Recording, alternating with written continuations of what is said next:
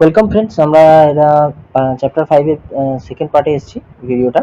তো আমরা দেখবো এই চ্যাপ্টারে আমরা কি কি শিখবো। এখানে হচ্ছে ইন্স্যুরেন্সের কন্ট্রাক্ট স্পেশাল ফিচার। যে এর আগের চ্যাপ্টারে আমি যেটা শিখেছিলাম যে কন্ট্রাক্ট কি এবং কন্ট্রাক্টের ফিচার্সগুলো এবং ইন্স্যুরেন্স কিভাবে একটা কন্ট্রাক্টের আওতায় আসছে, তো সেটা আমরা দেখেছিলাম। তো এই চ্যাপ্টারে আমি যেটা শিখবো হচ্ছে যে ইন্স্যুরেন্সের কিছু স্পেশাল ফিচার্স আছে। ইন্স্যুরেন্স তো একটা কন্ট্রাক্ট, তো এই কন্ট্রাক্টের কিছু স্পেশাল ফিচার্স আছে যেগুলো অন্য কোনো কন্ট্রাক্টে নেই। তো সেই স্পেশাল ফিচার্সগুলো কিভাবে মানে কাজ করে, তো সেটা ডিটেলসে আমি আলোচনা করব কিছু এক্সাম্পল দিয়ে। আশা করি এটা খুব ইন্টারেস্টিং একটা ভিডিও হবে, দেখা যাক। এবং এটা এক্সাম্পলের দিক থেকে এই চ্যাপ্টারটা খুবই ইম্পর্টেন্ট, কারণ এখান থেকে অনেক কোশ্চেন আছে। তো আমরা দেখে নিই কি কি আছে এখানে। তো এখানে হচ্ছে প্রথম যে জিনিসটা হচ্ছে আউটমোস্ট গুড ফেথ।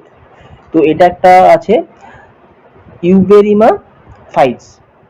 তো এটা প্রনাউন্সিয়েশনটা বিভিন্ন জন বিভিন্ন রকম ভাবে করে। তো এটা অ্যাকচুয়ালি ইংরেজি ওয়ার্ড নয়, তো এর মিনিং হচ্ছে এটা।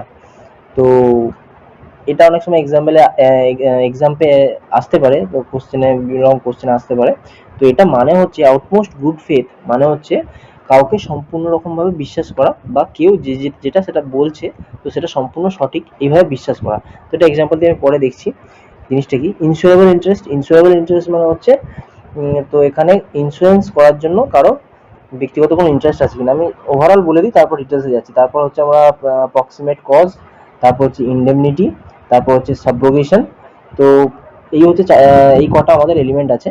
তো যেটা হচ্ছে স্পেশাল কিছু ফিচার্স যেটা ইন্স্যুরেন্সই আছে। তো এগুলো আমি ইন ডিটেলসে আমরা আলোচনা করছি।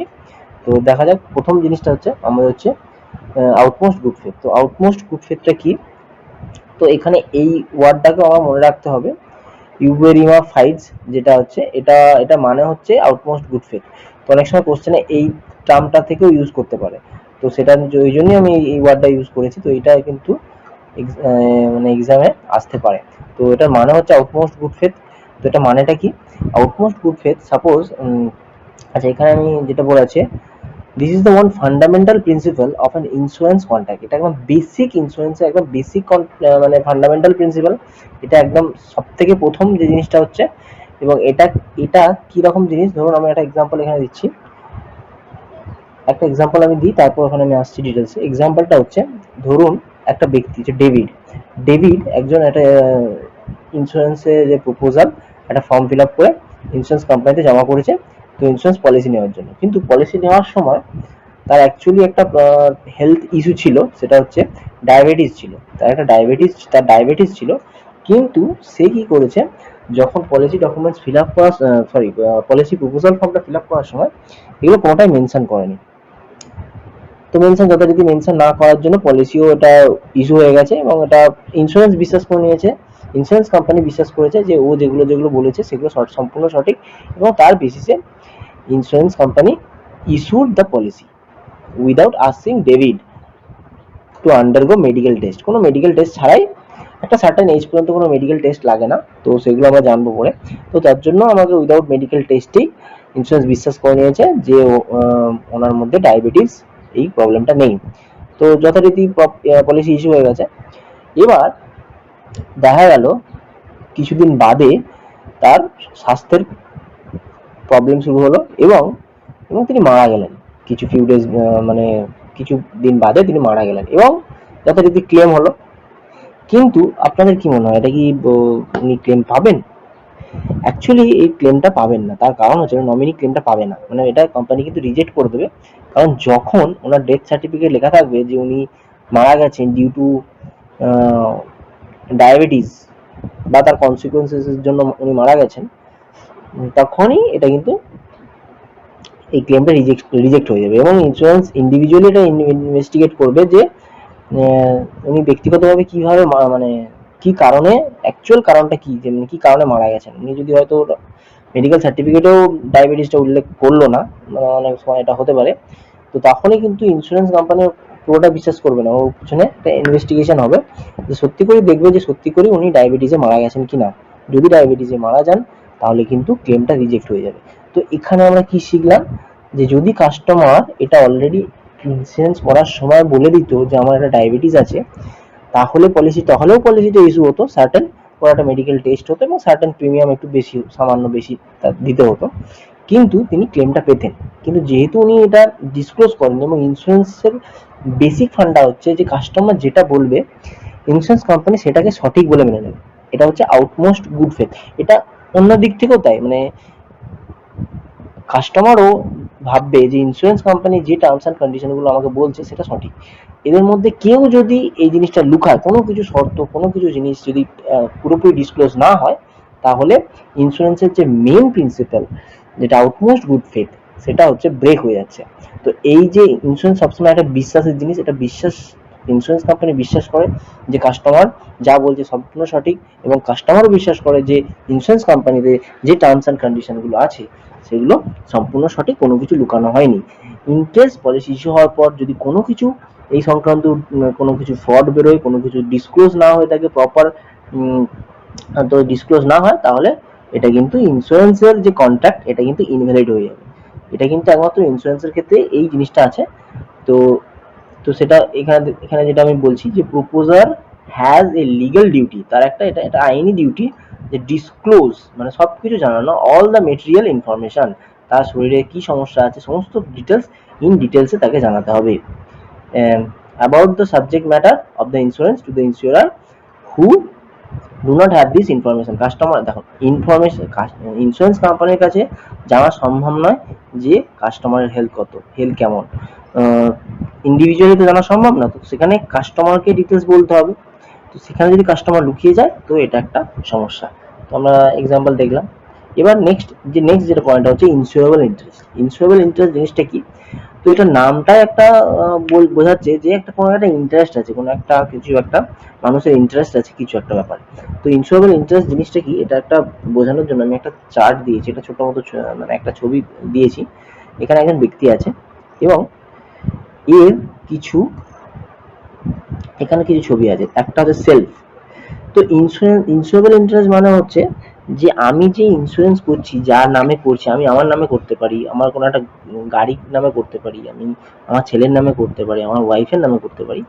সেখানে দেখতে হবে যার নামে আমি পলিসিটা নিচ্ছি তার সাথে আমার কোনো লিগ্যাল রিলেশনশিপ আছে কিনা, বা তার মালিক আমি কিনা, আমি সেই জিনিসটা তার সাথে আমার কোনো সম্পর্ক আছে কিনা, তো তবেই তো আমি তার ইন্স্যুরেন্স করতে পারবো। সাপোজ আমি একটা পলিসি করছি, সেটা যদি আমি আমার বন্ধুর নামে পলিসি করতে পারবো না, কারণ হচ্ছে আমাকে যতই টাকাটা থাকুক না, কারণ বন্ধুর সাথে আমার কোনো লিগ্যাল রিলেশন নেই, তো তার প্রতি কোনো ইন্স্যুরেবল ইন্টারেস্ট নেই, মানে সে, কিন্তু আমি একই ধারে আমি আমার ছেলের নামে বা আমার সন্তানের নামে আমি নিতে পারি, কারণ হচ্ছে তার প্রতি একটা ইন্স্যুরেবল ইন্টারেস্ট আছে। সেই ইন্টারেস্টটা কি? আমার স্নেহ, আমার ভালোবাসা। কারণ সে, তার যদি ফিউচার সিকিউর হয় তো ইনডাইরেক্টলি আমার ফিউচারই সিকিউর হবে। আমার সেম জিনিস আমি ওয়াইফের নামে নিতে পারি, আমার একটা গাড়ির নামে, গাড়িটার মালিক যেন আমি হই, তবে আমি ইন্স্যুরেন্সটা নিতে পারবো। আমি আমার বন্ধুর গাড়ির নামে ইন্স্যুরেন্স নিতে পারবো না।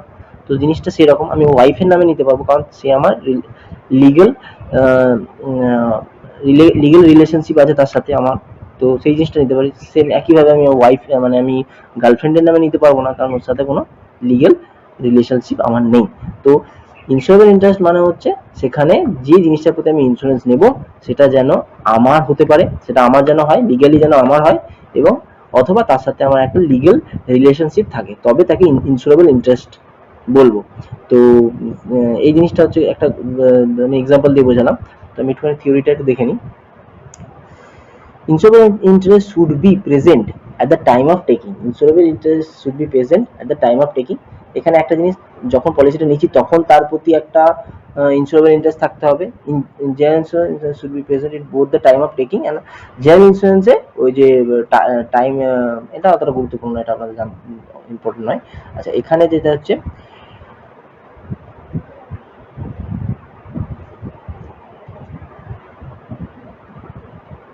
জেনারেল ইন্স্যুরেন্সের ক্ষেত্রে এটা যখন আমি পলিসি নিচ্ছি তখনও ওটা হতে হবে, এবং যখন পলিসি ক্লেম করব তখনও যেন সেটা মালিক আমরা হই, মানে যে ব্যক্তি পলিসি করছে, তো সেটা হতে পারে। তো একটা ব্যক্তি পলিসি যখন নিজের নামে করবে, নিজের তো সে তার নিজেরই মালিক, তো নিজের নামে পলিসি করতে পারে, সেটা তাহলে ইন্স্যুরেবল ইন্টারেস্ট তার ওয়াইফের নামে করতে পারে, চাইল্ডের নামে করতে পারে, এবং যে কোনো তার অ্যাসেটের নামে, অ্যাসেটের জন্য ইন্স্যুরেন্স করতে পারে। তো ইন্স্যুরেবল ইন্টারেস্ট সম্পর্কে আমি জানতে পারলাম। এরপর হচ্ছে প্রক্সিমেট কজ, প্রক্সিমেট কজ জিনিসটা কি? প্রক্সিমেট কজ জিনিস দেখলেই বুঝতে পারছি। প্রক্সিমেট কজ, প্রক্সিমেট কজ মানে হচ্ছে নিয়ারেস্ট কজ, অ্যাপ্রক্সিমেট কজ মানে কোনো একটা ইভেন্ট ঘটেছে সেটার অ্যাকচুয়াল কারণটা কি। সাপোজ আমি একটা এক্সাম্পল দিচ্ছি এখানে। ধরুন একজন ব্যক্তি, তার একটা অ্যাক্সিডেন্ট হয়েছে, অ্যাক্সিডেন্টে তিনি আহত হয়েছেন এবং আহত হওয়ার দেখা গেল 6 মাস বাদে তিনি মারা গেলেন। এবার যদি ক্লেম ওনার পলিসি থাকে এবং বলা হলো যে উনি অ্যাক্সিডেন্টাল, ওনার সাপোজ একটা অ্যাক্সিডেন্টাল ইন্স্যুরেন্স করা আছে, তো সাপোজ বলা হলো যে উনি অ্যাক্সিডেন্ট হয়েছিলেন ওই কারণেই মারা গেছেন, তো তিনি ক্লেম করলেন। কিন্তু পলিসিটা যখন মানে ক্লেম করার সময় ইন্স্যুরেন্স কোম্পানি যখন ইনভেস্টিগেট করলো, দেখা গেল যে ওনার অ্যাক্সিডেন্টাল ইন্স্যুরেন্স ছিল এবং অ্যাক্সিডেন্টাল ইন্স্যুরেন্সে কিন্তু ওনার অ্যাকচুয়াল ডেথটা হয়েছে অ্যাক্সিডেন্টের কারণে নয়। উনি অ্যাক্সিডেন্ট হয়েছিল কিন্তু তার 6 মাসের মধ্যে অন্য তিনি হার্ট অ্যাটাকে মারা গেছেন। তো তাহলে কিন্তু এই ক্লেমটা হবে না। মানে অ্যাকচুয়াল তখনই হবে মানে যদি যে কারণের জন্য পলিসিটা নেওয়া হয়েছে যদি সেই কারণেই কোনো ইভেন্ট ঘটে, তবেই এই আমরা ক্লেমটা করতে পারবো। তো এই প্রক্সিমেট কজ মানে হচ্ছে নিয়ারেস্ট কজ। সাপোজ আমি আর একটা উদাহরণ দিচ্ছি, একটা উদাহরণ দিয়ে বোঝাচ্ছি। সাপোজ কেউ একজন বা একটা ফায়ার ইন্স্যুরেন্স করেছে, যদি তার অফিসে কোনো ফায়ার লাগে, আগুন লাগে, তো তার জন্য যে ক্ষয়ক্ষতি হবে তার জন্য সে ইন্স্যুরেন্স কভারেজ পাবে।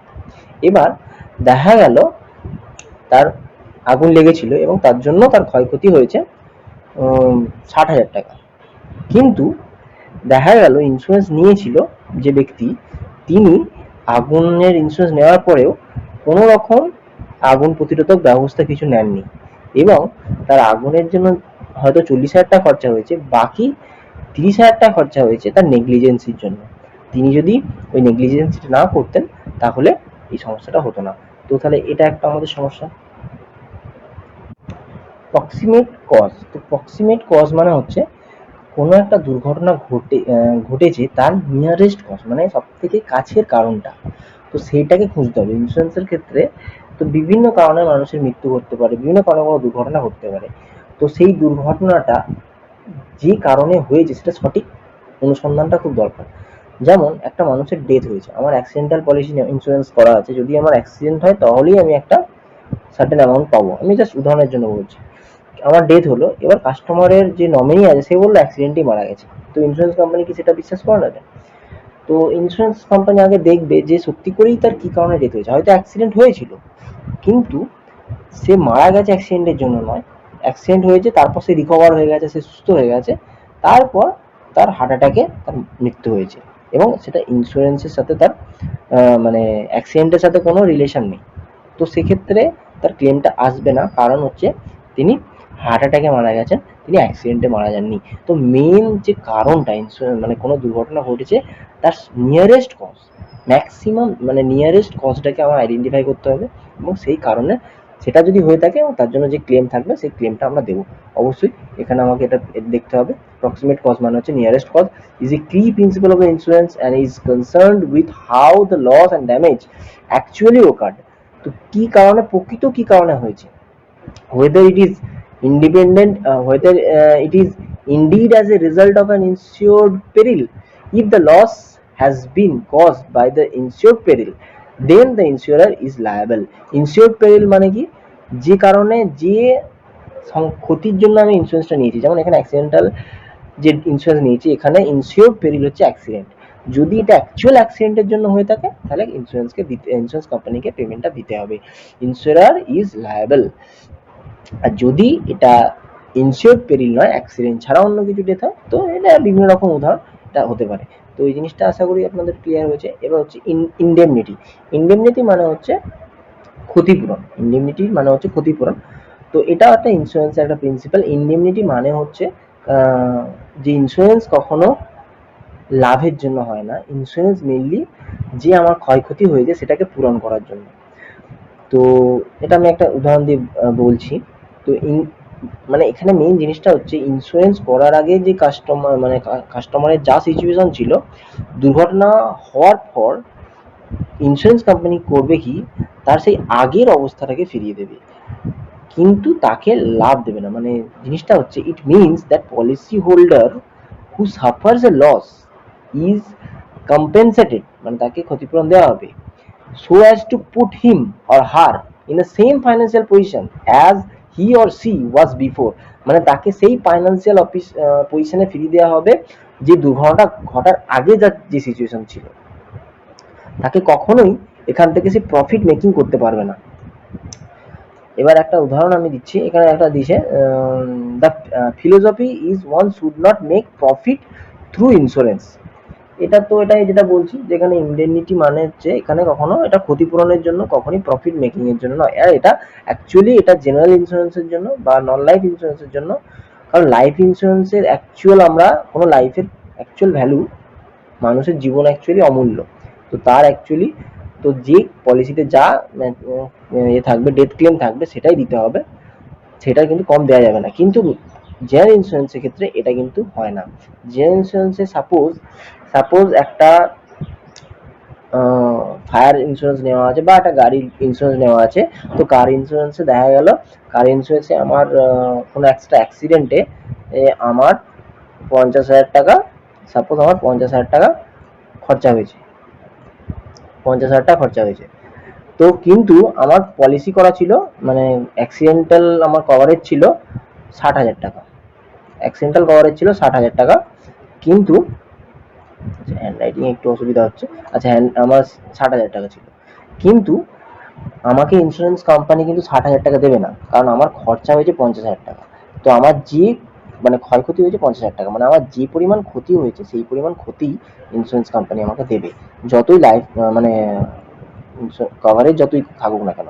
কিন্তু লাইফের ক্ষেত্রে এটা নয়, এটা অ্যাকচুয়ালি জেনারেল ইন্স্যুরেন্সের ক্ষেত্রে লাইফের ক্ষেত্রে 60 থাকলে 60ই দেবে, 1 লাখ থাকলে 1 লাখ, 6 লাখ থাকলে 6 লাখ। তো কিন্তু জেনারেল ইন্স্যুরেন্সের ক্ষেত্রে, নন লাইফের ক্ষেত্রে যে পরিমাণ ক্ষতি হয়েছে সেই পরিমাণে টাকা আমি পাবো, সে আমার যত ইন্স্যুরেন্স কভারেজ করাই থাকুক না কেন, মানে আমি ক্ষতি হওয়ার আগে যে পজিশনে যেরকম ছিলাম ঠিক সেই পজিশনে। তো এটা কিন্তু জেনারেল ইন্স্যুরেন্সের ক্ষেত্রে, তো এটা কিন্তু লাইফ ইন্স্যুরেন্স ক্ষেত্রে নয়। তো আমি আর একটা এক্সাম্পল দিচ্ছি, এখানে আর একটা এক্সাম্পল দিলে আপনাদের ক্লিয়ার হয়ে যাবে। সাপোজ একজন ব্যক্তি এ, বি আর সি, এই তিনটে ইন্স্যুরেন্স কোম্পানি থেকে, ব্যক্তিটা এক্স কোনো একটা ব্যক্তি, তো এই তিনটে ইন্স্যুরেন্স কোম্পানি থেকে পলিসি করেছে, কার ইন্স্যুরেন্স করেছে। তো এবার হচ্ছে প্রত্যেকে সাম অ্যাসিওর ধরে নিচ্ছি 5 lakhs, প্রত্যেকের কাছ থেকে 5 lakhs সাম অ্যাসিওর করেছে, 5 লাখ টাকা। তো যদি ক্ষতি হয় তো সবাই 5 লাখ টাকা করে দেওয়ার।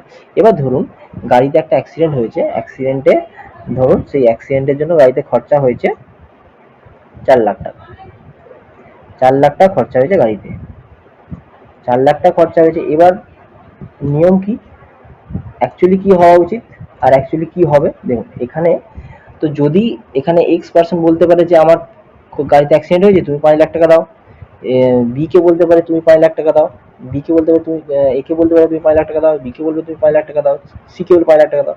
তো 5 5 5 সবাই যদি 5 লাখ টাকা দেয়, তাহলে এ পেয়ে যাবে কত, 15 লাখ টাকা।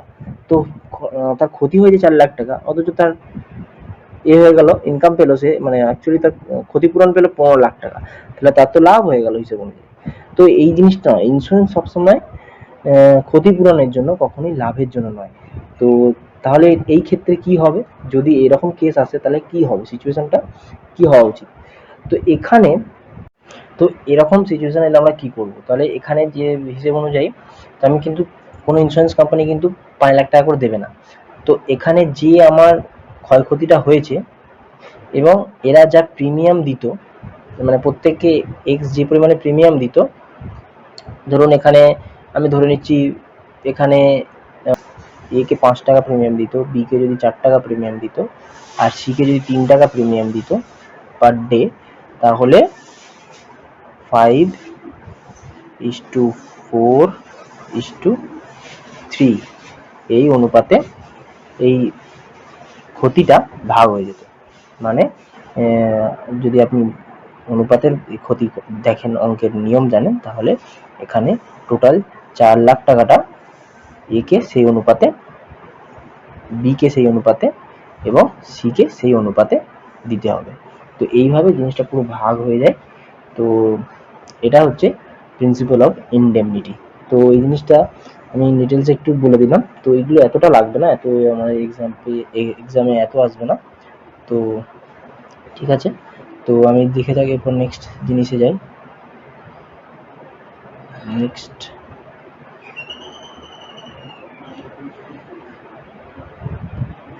সাবরোগেশন। এরপর যেটা আছে যে সাবরোগেশন। সাবরোগেশন মানেটা কি? সাবরোগেশন অ্যাকচুয়ালি ইন্ডেমনিটিরই একটা পার্ট। তো it is the process an insurance company used to cover. It is a process an insurance company uses to recover claim amount paid to the policy holder from negligent third party। মানে এখানে একটা third পার্টির গল্প আছে। তো third party জিনিসটা কিরকম, তো একটা এক্সাম্পল আমি এখানে দিয়েছি। ধরুন কোনো একটা ব্যক্তি কিশোর, সে কোনো একটা ট্রান্সপোর্ট সার্ভিসের মাধ্যমে তার জিনিসপত্র নিয়ে যাচ্ছে। তো এখানে স্যালভিয়ান ট্রান্সপোর্ট সার্ভিসের মাধ্যমে এটা নিয়ে যাচ্ছে।